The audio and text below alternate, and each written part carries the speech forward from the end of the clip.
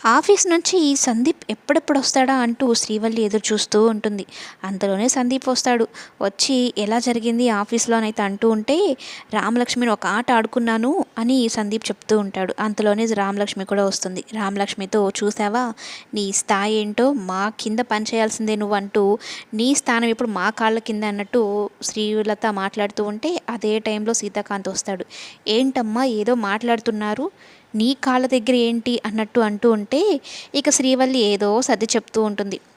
అయినా రామలక్ష్మికి పని విషయంలో అంతా ఒకటే. తను చేయాల్సిన పని గురించి ఆలోచిస్తుందే తప్ప స్థాయిల గురించి అస్సలు ఆలోచించదన్నట్టు కరుగ్గా చెప్పేసి వెళ్తాడు. అంతలోనే రామలక్ష్మి కోసం తెగ వెతికేస్తూ ఉంటాడు సీతాకాంత్. ఎక్కడికి వెళ్ళింది రామలక్ష్మి అని.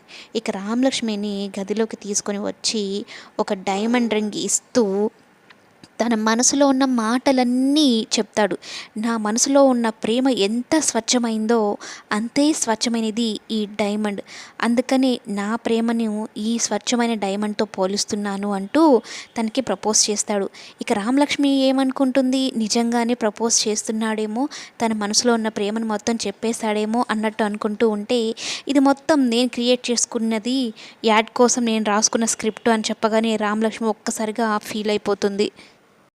ఎంతో ఫీల్‌తో ఐ లవ్ యూ చెప్తూ ఉంటే సీతాకాంత్ ఎంత పొంగిపోతుందో. కానీ ఆఖరి నిమిషంలో అదంతా స్క్రిప్ట్ అని తెలిసిన తర్వాత చాలా బాధపడుతుంది. ఇదంతా నిజమైతే ఎంత బాగుండో అన్నట్టు అనుకుంటూ